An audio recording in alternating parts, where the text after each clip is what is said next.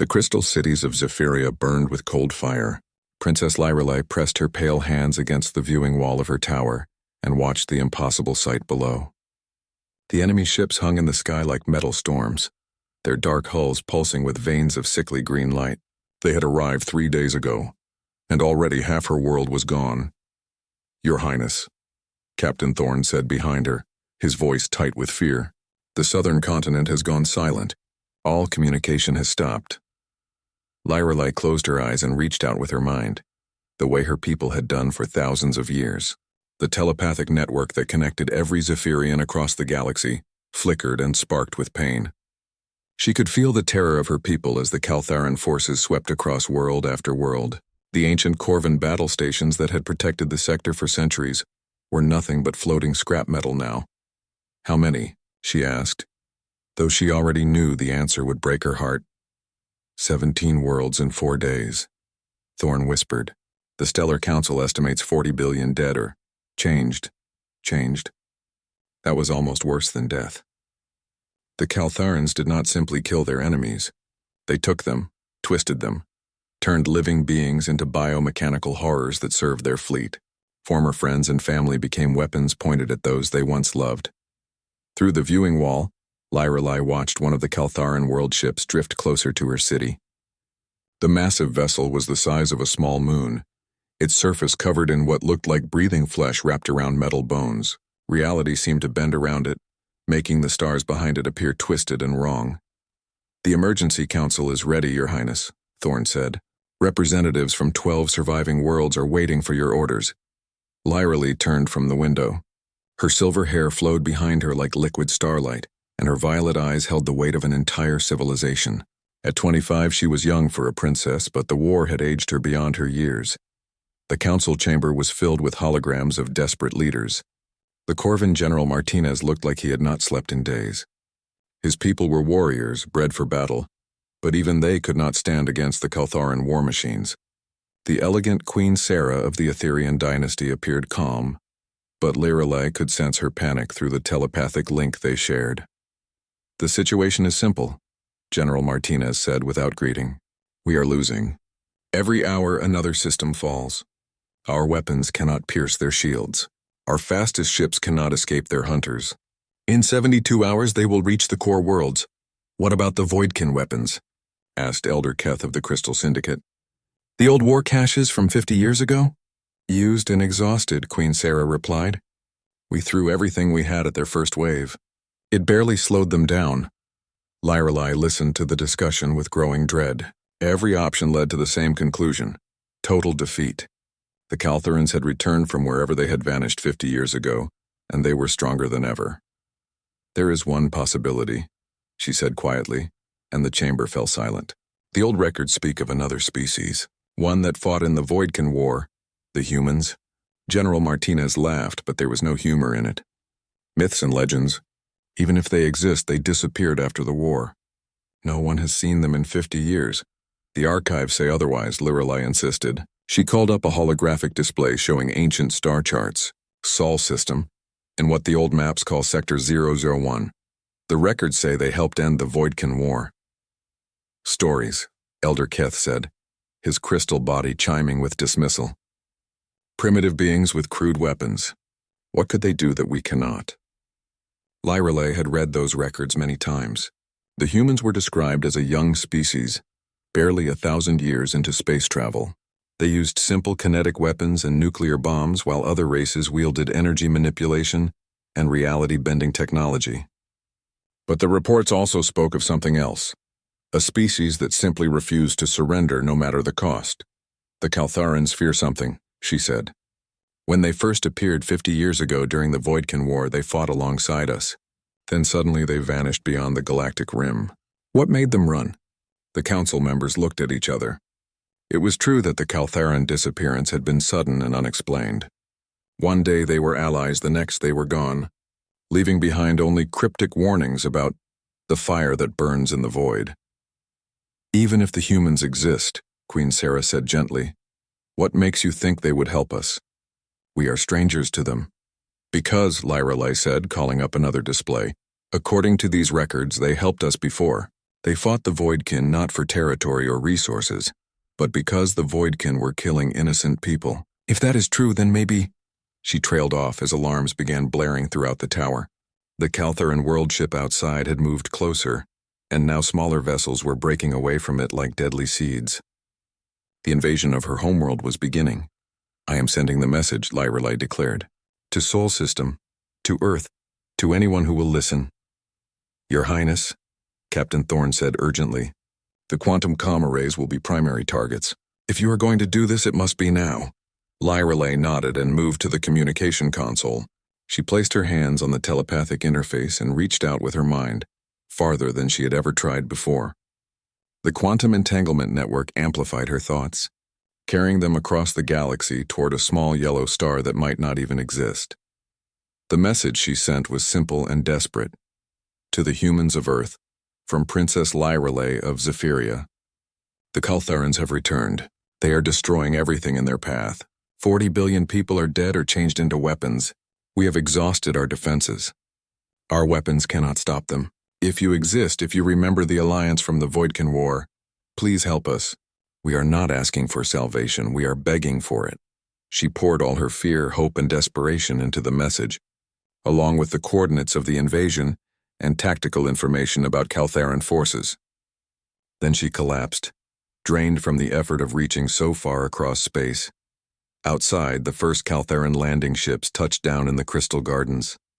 The biomechanical creatures that poured out looked like nightmares made real. Part machine, part flesh, all designed for killing. They moved with the coordination of a hive mind, sweeping aside the royal guards like they were children. Did the message reach them? Queen Sarah asked through the comm. Lyrelei pulled herself upright and looked out at the burning city. In the distance, she could see the reality distortion fields that surrounded Caltheran forces, making the very air shimmer with wrongness. Her people were running, screaming, dying. I do not know, she admitted. The signal traveled beyond the edge of our network. If the humans exist, if they received it, if they choose to act, we will know soon enough. The tower shook as Caltheran weapons struck its base. Through the telepathic network, Lyrelei felt the moment when the first of her people were taken by the biomechanical creatures. The agony of transformation, the horror of watching your own body become a weapon against everything you loved. Your Highness, Captain Thorne said, drawing his energy sword. We need to evacuate to the underground shelters.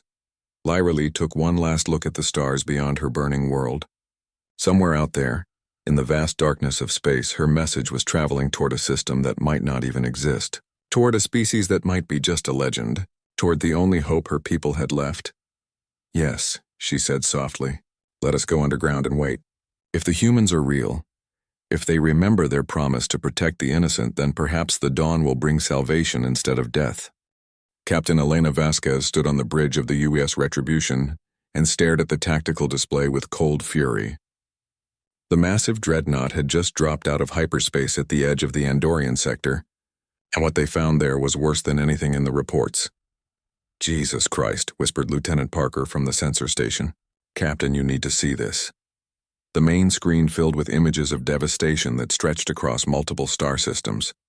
Entire worlds had been cracked open like eggs, their surfaces stripped bare and glowing with unnatural light. Space itself looked wrong around the dead systems, twisted and bent in ways that made the human eye hurt to look at. How many? Elena asked, her voice steady despite the horror before them. Initial scans show 17 systems completely sterilized, reported Commander Marcus Chen from Tactical. Population estimates suggest 40 to 50 billion casualties minimum. The bridge fell silent. The crew of the Retribution had seen war before.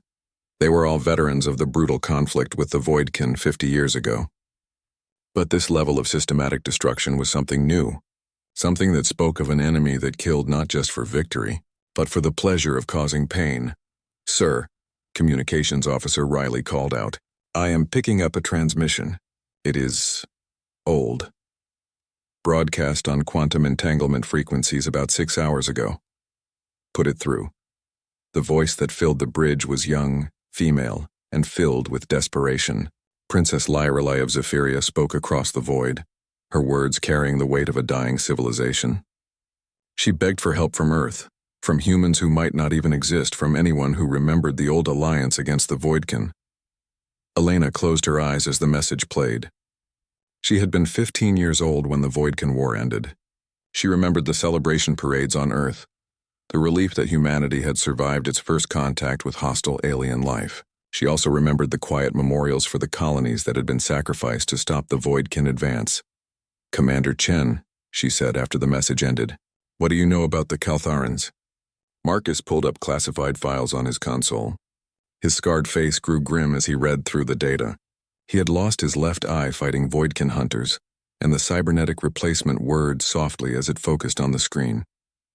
"According to these records, they were allies during the Voidkin War," he said. "Biomechanical species, highly advanced reality manipulation technology. They helped us fight the Voidkin for about 2 years, then suddenly disappeared beyond the galactic rim. Any idea why they left? The official report says strategic differences with human command structure. But there are some unofficial notes here." Marcus paused, scrolling through the encrypted files. Admiral Thompson's personal log mentions that the Caltharans seemed afraid of something. Not the Voidkin, they were winning that war. Afraid of us, Elena was not surprised. Humanity's first contact with alien life had not gone well for the aliens. The Voidkin Empire had been a force of pure destruction, beings of living entropy that consumed entire sectors of the galaxy. Their energy-based weapons and reality-warping technology should have made them unstoppable. But the Voidkin had never fought humans before. They did not understand a species that used crude kinetic weapons and nuclear bombs with surgical precision. They could not comprehend beings who would sacrifice entire colonies without hesitation, if it meant protecting others. Most importantly, they had never encountered the human concept of acceptable losses. "Sir," Lieutenant Parker called out, "long-range sensors are detecting massive energy signatures moving through the sector. Whatever is doing this, it is big." Really big, Elena studied the sensor data. 3 enormous objects were moving between star systems, each one the size of a small moon. The energy readings suggested biomechanical construction with reality distortion fields, powerful enough to bend space-time around them. "Caltharan world ships," Marcus confirmed. "Just like the old intelligence reports, but bigger. Much bigger." "And they are heading for Zephyria Prime," Elena said, reading the trajectory data. "The homeworld of the princess who sent that message." The bridge crew looked at their captain expectantly. The Retribution was alone, thousands of light years from Earth and the rest of the human fleet. They were facing an enemy that had just destroyed 17 star systems and billions of people. The smart move would be to return to Earth and report what they had found. Elena thought about Princess Lyrelai's message, about the fear and desperation in her voice.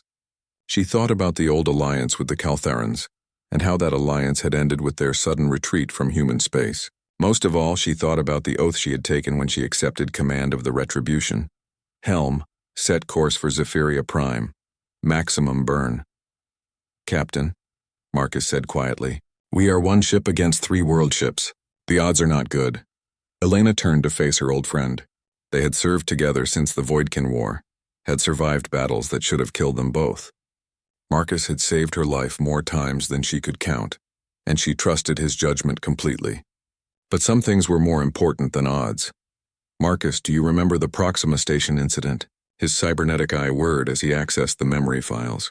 "Voidkin surprise attack. 3,000 civilians trapped. We held the line with just 2 destroyers against a full Voidkin battle group." "And what did Admiral Chen tell us afterward?" "That we were idiots for engaging such superior numbers," Marcus said with a small smile. "But that sometimes being an idiot is exactly what the galaxy needs." Elena nodded. "The Caltharans ran from us once. Let us remind them why." She activated the ship-wide communication system. The Retribution carried a crew of 2,000, all volunteers, all veterans of the war that had defined humanity's place in the galaxy. "This is the captain," she said. "You have all heard the transmission from Princess Lyrelai. You know what we are flying toward. The Caltharans have returned and they are killing billions of innocent people. We are going to stop them." She paused, looking around the bridge at the faces of her crew. They were scared. Only a fool would not be scared of what they were about to face. But they were also determined. They had signed up to protect humanity and its allies, and that oath did not include an escape clause for overwhelming odds. "I will not lie to you," Elena continued. "This will be dangerous. We are 1 ship against 3 world ships, but we have advantages they do not expect. We have learned from our war with the Voidkin. We know how to fight enemies who think they are gods. Through the ship, crew members checked their weapons and equipment. In engineering, Chief Petty Officer Williams began charging the quantum anchor systems that would keep the ship locked in baseline reality. In the weapons bay, Gunnery Sergeant Torres supervised the loading of the relativistic mass drivers, tungsten rods that would hit with the force of nuclear weapons when accelerated to near light speed. The Caltherans believe that superior technology makes them superior beings, Elena said. They are about to learn the difference between advanced and effective. All hands prepare for combat. Let us show them what humans do when innocent people are threatened. The retribution accelerated towards Zephyria Prime, its quantum drive pushing the massive dreadnought to speeds that would bring them to the battle in 18 hours. Behind them, the twisted ruins of 17 star systems served as a reminder of what happened when the Caltharans were allowed to operate unopposed. Elena stood at the center of the bridge and watched the stars stream past. Somewhere ahead of them, Princess Lyrelay was hiding in underground shelters while her world burned. The young alien woman had reached across the galaxy to ask for help from a species she had never met, trusting in old alliances and half-remembered legends. "We are coming, Princess," Elena said quietly. "Humanity does not forget its friends, and we definitely do not forget our enemies." The ship's AI, a quantum consciousness born from the mind of a volunteer during the Voidkin War, spoke in its calm, synthetic voice. "Captain, all systems are green. Weapons charged, quantum anchors stable. We are ready for whatever they throw at us." Elena smiled grimly. The Caltharans had run from humanity once before, disappearing into the void rather than face the consequences of their actions. This time, there would be nowhere to run. This time, they would remember why they had been afraid. The retribution dropped out of hyperspace like a thunderbolt from the void. Captain Elena Vasquez watched the tactical display update with grim satisfaction, as the ship's sensors painted a picture of the battle already raging around. Zephyria Prime. 3 Caltharan world ships hung in orbit like diseased moons, each one bristling with biomechanical weapons that pulsed with sickly green light. Their reality distortion fields made space itself look wrong, twisted and bent in ways that hurt to perceive. Swarms of smaller vessels moved between them like antibodies, hunting down the few remaining Zephyrian defense platforms. "Distance to primary target?" Elena asked. 12 million kilometers and closing, reported Lieutenant Parker. The lead world ship is beginning its final bombardment of the planetary surface. On the main screen, Elena could see the terrible beauty of Zephyrian crystal cities burning under alien fire. Each blast from the Caltharan weapons did more than just destroy buildings. It seemed to corrupt the very matter it touched, turning elegant spires into twisted metal growths that writhed like living things. "They are transforming the planet," Commander Chen said quietly, "just like the intelligence reports described. They do not just conquer worlds, they remake them in their own image." Elena felt the familiar cold anger settle in her chest. During the Voidkin War, she had seen entire colonies turned into feeding grounds for alien nightmares. She had sworn that humanity would never again allow such horrors to happen to innocent people. "Communications. Open a channel to the Caltharan fleet. All frequencies." "Channel open, Captain." Elena stood and faced the main screen, knowing that her words were being transmitted to creatures that had once been allies, that had once fought beside humanity against a common enemy. "Caltharan fleet, this is Captain Elena Vasquez of the United Earthship Retribution. You are committing acts of genocide against civilian populations. Withdraw immediately or face the consequences." The response came quickly, broadcast in perfect English with an undertone of organic sound that made it clear the speaker was no longer entirely biological. "Human vessel, you are far from your home system. We remember your species from the ancient war. You were useful then, but this sector belongs to us now. Depart or be consumed like all the others." Elena smiled, but there was no warmth in it. "I was hoping you would say that." She cut the channel and turned to her crew.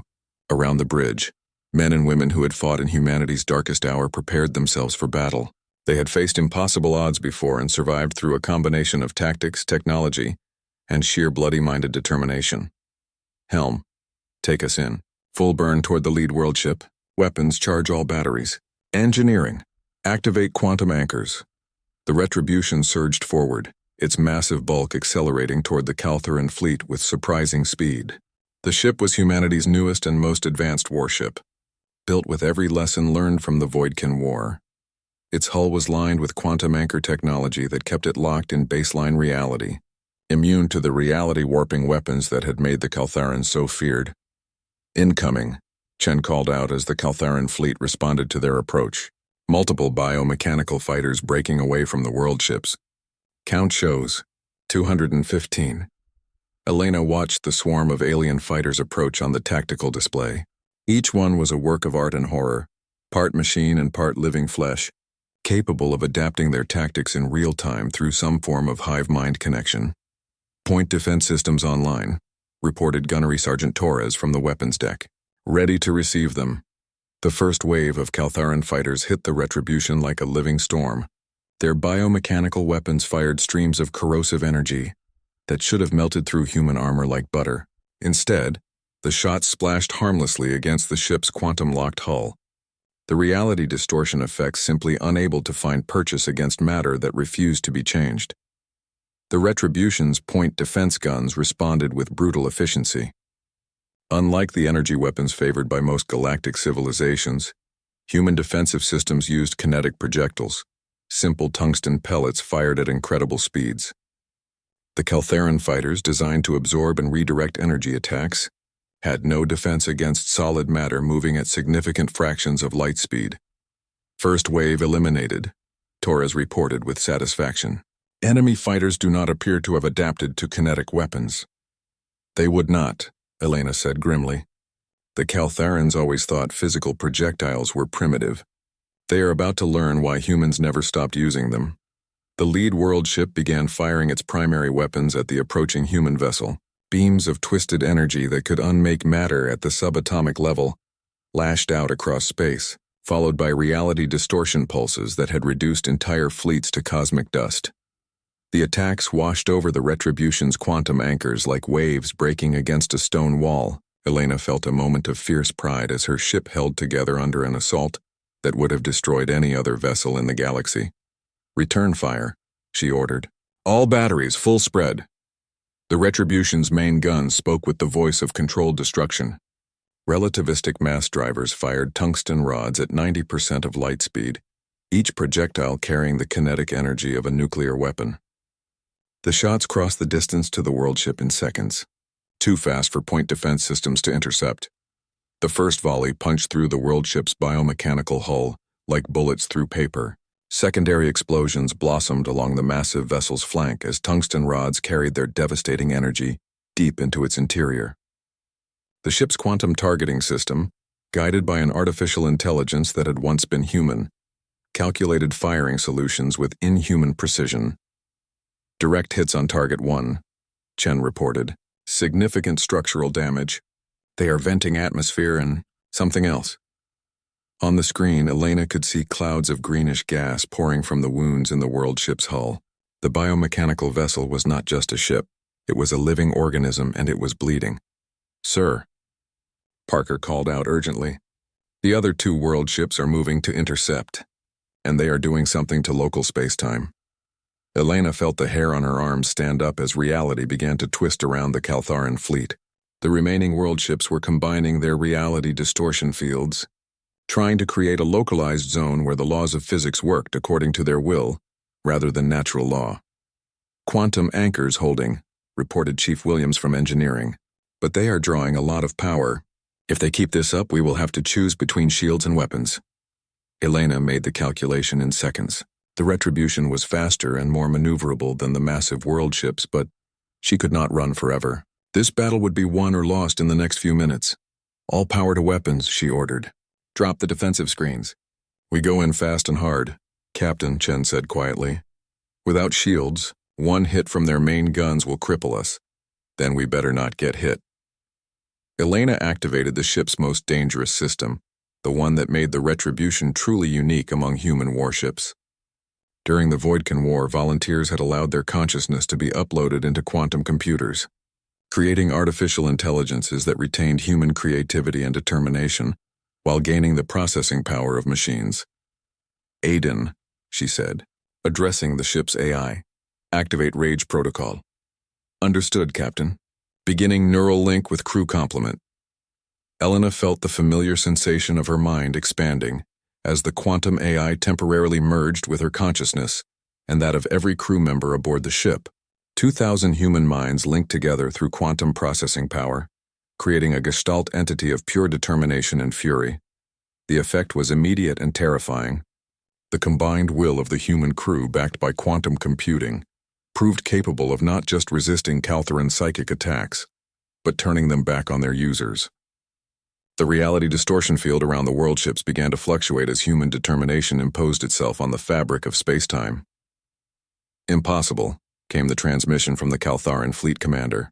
Your species lacks the psychic development for reality manipulation. Elena's voice, when she replied, carried the weight of 2,000 minds speaking in unison. You are right. We cannot bend reality to our will, but we can make reality remember what it is supposed to be. The retribution accelerated toward the damaged world ship like an avenging angel, its weapons firing continuously. Tungsten rods punched through biomechanical armor while point defense guns carved through clouds of fighter craft. The ship moved with impossible grace, guided by the combined instincts of its human crew and the processing power of its quantum brain. The Caltharan return fire became increasingly desperate and inaccurate. Their weapons, designed to unmake matter through reality manipulation, found no purchase against a target protected by the collective will of humanity. The very concepts of defeat and destruction seemed to slide off the retribution like water off a stone. Target 1 is breaking apart, Chen reported with grim satisfaction. Massive internal explosions, hull integrity failing. Elena watched the first world ship die, its biomechanical components writhing in agony as the vessel tore itself apart from within. 1 down, 2 to go. Deep beneath the crystal ruins of her palace, Princess Lyrelei felt the moment when everything changed. Through her telepathic connection to the quantum network, she sensed the human ship's arrival like a bright flame cutting through darkness. The sensation was unlike anything she had ever experienced. Not the cold logic of artificial intelligence or the alien thoughts of other species, but something that burned with pure determination. Your Highness, Captain Thorne whispered from across the underground shelter. The seismic sensors are detecting massive explosions in orbit. Something is fighting the Caltharans. Lyrelei pressed her consciousness upward, reaching through layers of stone and metal to touch the edges of the battle raging in space above. What she found there made her gasp in wonder and terror. The human ship moved through the Caltharan fleet like a predator among prey, its weapons carving terrible wounds in vessels that had seemed invincible just hours before. But it was not just the physical battle that amazed her. It was the mental one. The humans were somehow fighting the Caltharans on the psychic plane, their combined will imposing order on the reality distortions that had made the invaders so feared. They came, she breathed. The humans actually came. Through the telepathic network, she could feel the hope spreading among the survivors of her people. In shelters across the planet, Zephyrians who had given up all chance of rescue now dared to believe that salvation might be possible. But even as the human ship fought with impossible skill and determination, Lyrelei sensed something terrible building in the void beyond the planet. The Caltharan fleet commander was preparing something that would end this battle once and for all. High above the burning crystal cities, Captain Elena Vasquez felt the same dark knowledge flowing through the quantum link she shared with her crew. The remaining Caltharan world ships were retreating from the Retribution's devastating attack, but they were not fleeing. They were taking position around something much larger and more terrible. Captain, Commander Chen called out, his voice tight with concern. Long-range sensors are detecting massive energy buildups throughout the system. The Caltharans are activating some kind of orbital platform network. Elena disconnected from the Rage protocol temporarily, allowing her individual consciousness to process the tactical information. What she saw on the display made her blood run cold. Ancient platforms, each one the size of a space station, were emerging from hidden positions throughout the Zephyrian system. They had been there all along, dormant and undetected, waiting for this moment. Now they were coming online, their biomechanical surfaces pulsing with the same sickly light that powered Caltharan weapons. Aiden, she said to the ship's AI. Analysis of those platforms. What are they designed to do? The quantum consciousness that had once been human processed the sensor data in milliseconds. When it spoke, Its synthetic voice carried a note of something that might have been fear. Captain, the energy signature matches theoretical models for stellar manipulation technology. The platforms appear to be designed to trigger artificial supernovas. The bridge fell silent. Elena stared at the tactical display, watching as the platforms continued to charge their weapons. The Caltheran fleet commander was not trying to conquer Zephyria. He was preparing to destroy the entire star system, along with everyone in it. Sir, Lieutenant Parker said quietly, at current charge rates, the platforms will be ready to fire in approximately 40 minutes. The blast will sterilize everything within a 15-light-year radius. Elena closed her eyes and felt the weight of impossible choice settling on her shoulders. The Caltharans were following their ancient doctrine. If they could not have a sector, they would ensure that no one else could either. Dozens of neighboring systems, billions of innocent lives, would be wiped out in an artificial supernova.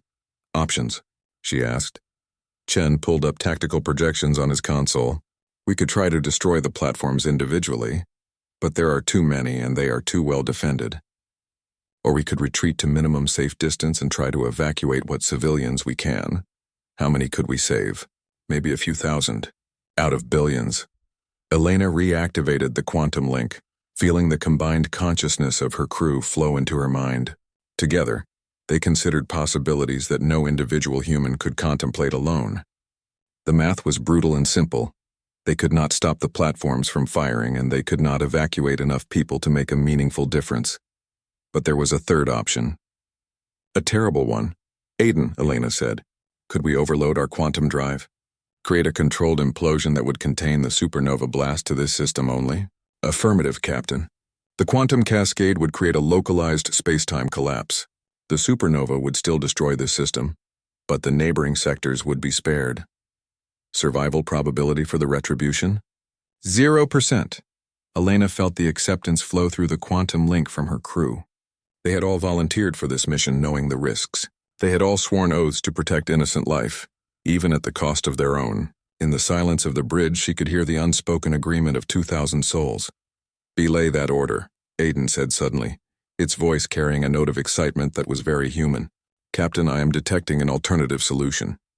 The main screen shifted to show a detailed analysis of the Caltharan platforms and their connection to the local star. Aiden's quantum consciousness had found something that human minds, even linked together, had missed. The platforms are designed to channel stellar energy through dimensional rifts, the AI explained. If we could reverse the process, redirect the supernova's energy outward instead of inward, we could theoretically create a controlled dimensional portal. Portal to where? Elena asked. The space between galaxies. We could send the entire Caltharan fleet into the void, where they could harm no one ever again. Elena studied the projections. It was barely possible, requiring perfect timing, cooperation from the planet's telepathic network, and the sacrifice of the Retribution's quantum core. But it might work. What do you need? She asked. Direct interface with the planetary telepathic network. Someone with sufficient psychic ability to coordinate with our quantum systems and the biomechanical platform simultaneously. Deep in her shelter, Princess Lyralee felt the human ship's AI reaching out to her across space. The contact was gentle but urgent, carrying with it a plan so desperate and dangerous that it took her breath away. The humans wanted her help to turn the Caltharan superweapon against itself. They needed her telepathic abilities to coordinate the complex process that would send the enemy fleet into the void between galaxies. The plan would save billions of lives, but it would also destroy the Retribution and everyone aboard it. Your Highness? Captain Thorne asked, seeing her expression change. The humans need my help, she said simply. They have a plan to stop the Caltharans, but it requires sacrifice. She reached out with her mind, touching the consciousness of the human ship's AI and feeling the determination that drove it. Aiden had once been human, she realized, a volunteer who had given up flesh and blood to become something that could think faster and see farther than any organic mind. I understand, she told the AI across the quantum link. Tell me what to do. On the bridge of the Retribution, Elena felt the Zephyrian princess join their mental network. Lyralee's telepathic abilities meshed perfectly with the ship's quantum systems, creating a hybrid consciousness that spanned the gap between organic and artificial intelligence. All hands, Elena announced over the ship's communication system. This is the captain. In 30 minutes, we are going to attempt something that has never been tried before. We are going to turn the enemy's superweapon against them and send their entire fleet into the space between galaxies. She paused, looking around the bridge at faces she had known for years. Good people, brave people who had followed her across the galaxy to help strangers they had never met. This will require the sacrifice of our quantum core and probably our ship. Anyone who wants to evacuate to the escape pods has 10 minutes to do so. No shame in survival. Someone needs to tell Earth what happened here. Elena waited, but no one moved toward the exits. Her crew had made their choice long before this moment. Very well then, she said with fierce pride. Let us show these bastards what happens when they threaten innocent people. All stations prepare for Operation Prometheus. Above them, the Caltheran platforms continued their deadly charge, unaware that their own weapons were about to become the instruments of their destruction. The artificial supernova that was meant to sterilize dozens of star systems would instead open a doorway to the void, sending the invaders on a one-way journey to the space between galaxies. In 15 minutes, the galaxy would learn whether human determination and alien hope were enough to turn certain defeat into impossible victory. The artificial supernova erupted across the Zephyrian system with the force of a dying god. For 3 seconds, the light was so bright that it could be seen from neighboring sectors, a blazing beacon that announced the death of an entire star system. Then something impossible happened. Instead of expanding outward to consume everything within 15 light years, the stellar explosion folded in on itself. The combined will of the human ship's quantum AI, Princess Lyrelai's telepathic abilities, and the biomechanical Caltheran platforms created a controlled dimensional rift that swallowed the destructive energy and redirected it into the void between galaxies. The Caltheran fleet, caught in the gravitational wake of their own superweapon, was pulled inexorably toward the dimensional portal. Their massive world ships, designed to reshape reality itself, found themselves helpless against the fundamental forces they had unleashed. Captain. Elena Vasquez watched from the bridge of the dying Retribution as the enemy vessels disappeared into the swirling vortex of twisted space-time.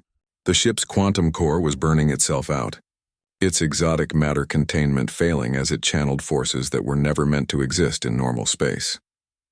Hull integrity at 15% and falling, Commander Chen reported, his voice steady despite the chaos around them.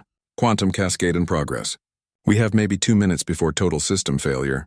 Elena nodded calmly. She had known this moment would come from the instant they decided to implement Operation Prometheus.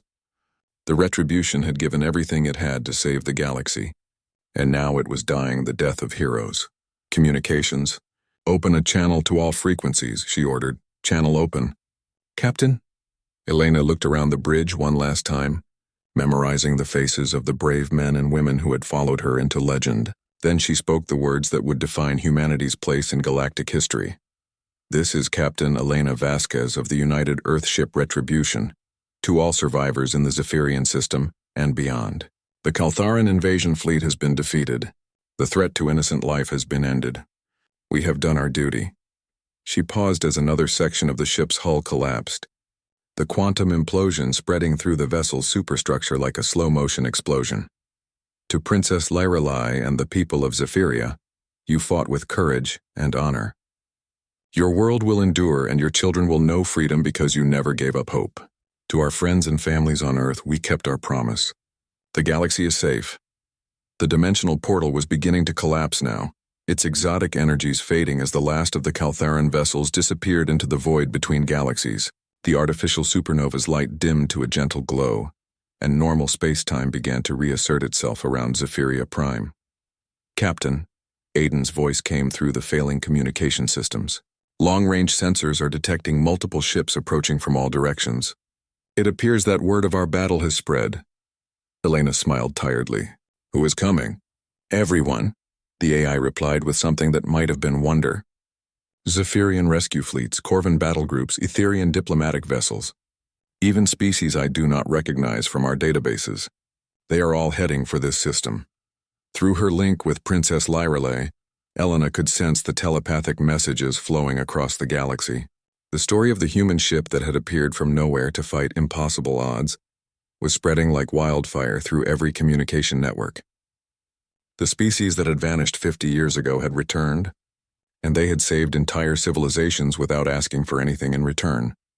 "Your Highness," Elena said, addressing Princess Lyrelai directly through their quantum link. "We will not survive the quantum cascade, but our mission is complete. The galaxy is safe from the Caltharan threat." Lyrelai's mental voice was filled with tears and gratitude. "Captain, your sacrifice will be remembered for 1,000 generations. Is there anything we can do? Any message you want us to carry to your people?" Elena thought for a moment, feeling the ship shudder around her as more systems failed. In the distance, she could see the first of the rescue ships arriving, their hulls gleaming with the light of the dying artificial star. "Tell them we kept faith with the old alliance," she said finally. "Tell them that when innocent people called for help, humanity answered. And tell them that we will always answer, no matter the cost." The Retribution's quantum core finally reached critical failure, and the ship began to tear itself apart from within. But even as the hull cracked and the atmosphere vented into space, Elena felt a strange sense of peace. They had done the impossible, turned certain defeat into total victory. Princess Lyrelai emerged from her underground shelter to find Zephyria Prime scarred but alive. The crystal cities could be rebuilt, the forests replanted, the people healed. Most importantly, the children would grow up free, never knowing how close they had come to eternal darkness. In the days that followed, representatives from dozens of civilizations converged on the Zephyrian system. They came not as conquerors or diplomats but as supplicants, requesting formal defensive alliances with the species that had saved them all. The Zephyrian collective offered humanity territorial concessions spanning entire sectors. The Corvan hegemony pledged their greatest battle fleets to Earth service.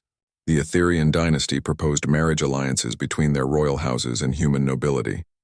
When the human response finally came, transmitted from Earth by Admiral Sarah Chen, Marcus's daughter and the new head of humanity's galactic relations, it surprised everyone.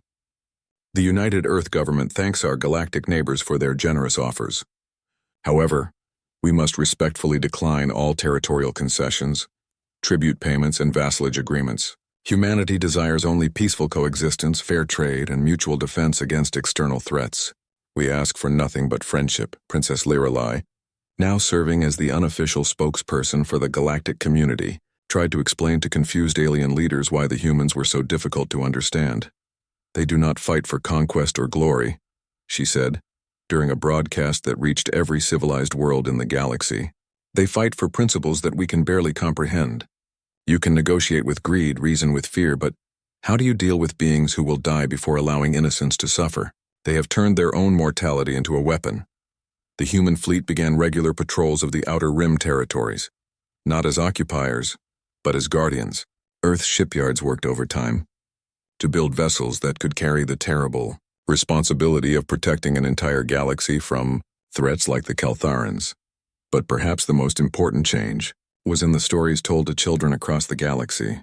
From the crystal spires of Zephyria to the battle stations of the Corvan hegemony, young beings grew up hearing tales of the human guardians, the mysterious species that appeared when all hope was lost, fought impossible battles against overwhelming odds, and then disappeared back into the void, asking for nothing but the knowledge that tomorrow would come for everyone.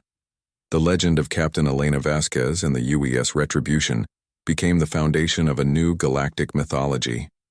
Temples were built to honor the crew that had sacrificed everything to save civilizations they had never met.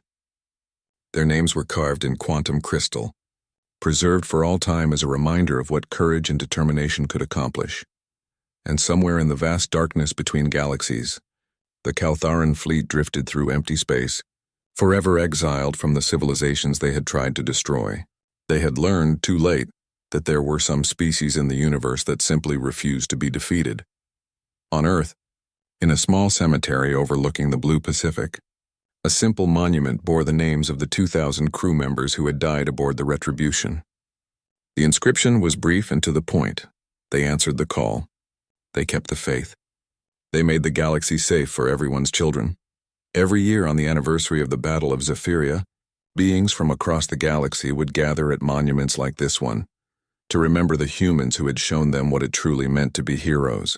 They would tell the stories again, ensuring that future generations would never forget the day when Earth's battleship arrived and kingdoms begged for salvation. And in the end, Salvation had come, not through superior technology or overwhelming force, but through the simple human belief that some things are worth dying for, and that the greatest victory is not conquest, but the knowledge that you fought for something larger than yourself.